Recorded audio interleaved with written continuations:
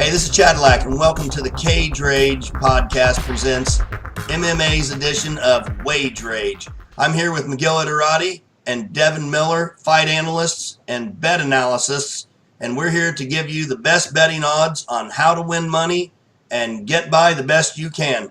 Miguel, take it away. All right, thanks, Chad. We're looking at this weekend. The UFC is in Brooklyn at the Barclays Center, so you can consider it a big card. At one point, this might have been a pay-per-view, and I think it was also labeled UFC 143. It's officially called the UFC on ESPN Plus's first card, UFC on ESPN Plus 1. And the main event is the flyweight world championship, Henry Cejudo and TJ Dillashaw. So much for the closure of the flyweight division with Demetrius Johnson's departure. They got a sort of super fight here for this card, and Dillashaw is going to enter as a -200 favorite. You got Cejudo at +170. It's a 5-round fight. The over-under is at 4.5, with the over at -130 and the under at +110. Dev, what do you think of this one? It is a super fight, don't you think? It is, and I think that those betting lines are pretty accurate. I think it would have been a little higher in favor for Dillashaw had this been a bantamweight.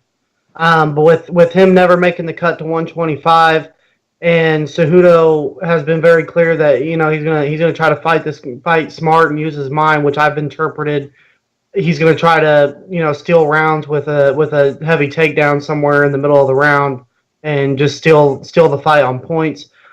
And he did what he had to do against Demetrius Johnson. I think he's a live dog, but TJ, if he makes the weight cut well, I think he's just too complete of a fighter. I don't think that Cejudo will be able to time his takedowns as well, and I think that he's a pretty safe favorite. So I wouldn't personally put any money on Cejudo as the dog in this fight. So both analysts are taking Dillashaw on this one. Pretty easy stakes to claim on that one.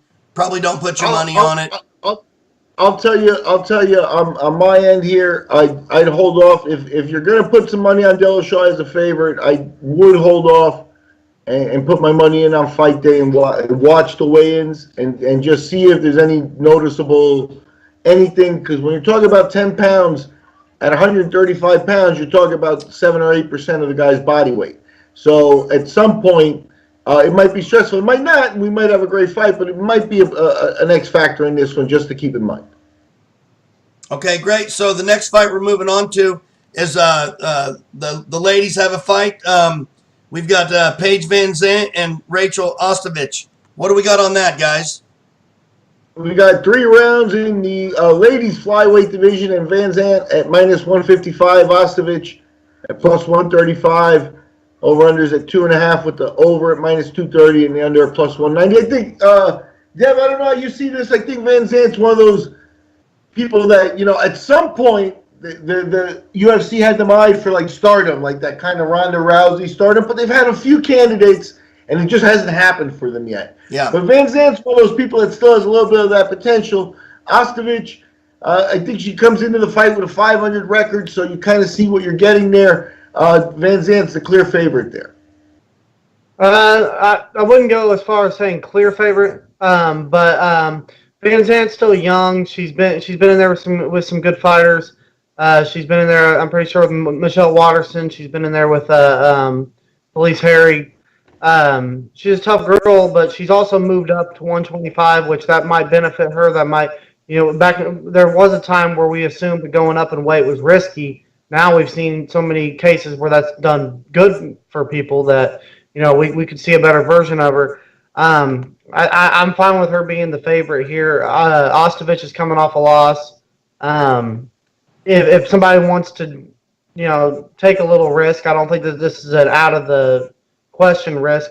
Vanzant's been pretty inconsistent over the years, and she really hasn't been developed very well yet. But we'll see. I don't really have a dog in this fight.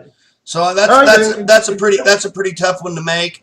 Flip a coin, see what you want to do. But Vanzant's the favorite. Probably a pretty hard one to make any money on one way or another. So we go to our third and final fight of the night. I'm sorry, Miguel. Do you have something else? I'm sorry. Go ahead. No. Go. We got a time thing. You're looking at the clock. Go. Oh, okay, so we've got Cerrone and Hernandez yet as our third and final fight. What do we got on that, guys? Well, you got the veteran Cerrone and the up-and-comer Hernandez, and this is in the lightweight division. Cerrone back at 155, and you've got Cerrone coming as an underdog, which, you know, a lot of times Cerrone's the favorite, you know, unless he's in a major fight. So plus 165 for Cerrone. Hernandez coming in at minus 190. The over-under there, and it's a 3-rounders at 1.5, so maybe something explosive will happen. And you got the under at plus 130 and the over at minus 150. If you have a dog, it might be Cerrone here. Cerrone, big experience edge in this fight. Hernandez obviously has been doing the right things. He's on a nice winning streak.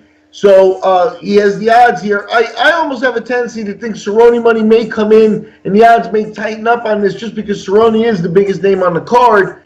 But Hernandez, the up-and-comer, is facing Cerrone. Cerrone now back to a doorman position. I mean, basically, he's 2-4 in his last 6 fights. So, Devin?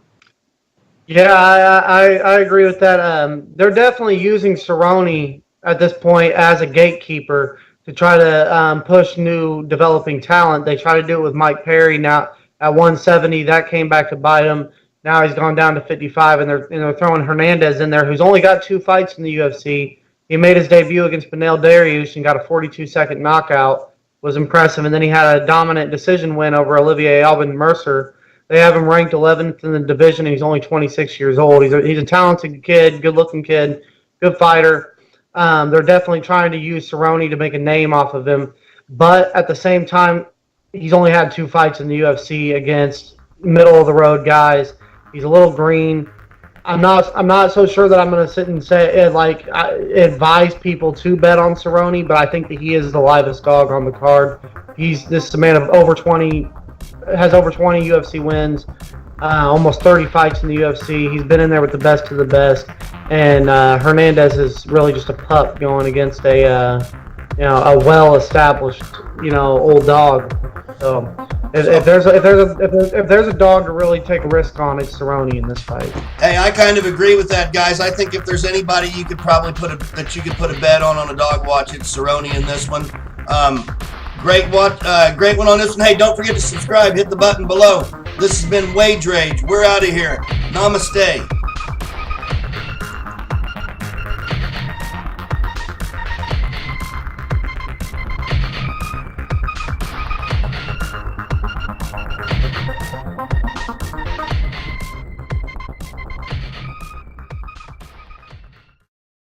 Commander, tell me about your sexual organs. And look, is that Juan Jesus Maria Alsalas? $6 million shortstop, role model, and substance abuser due to the intense pressure of making $6 million? Is everything okay? No. One of my clients died on the massage table today. Oh my God. Well, that's a little more relaxed than you want them to get.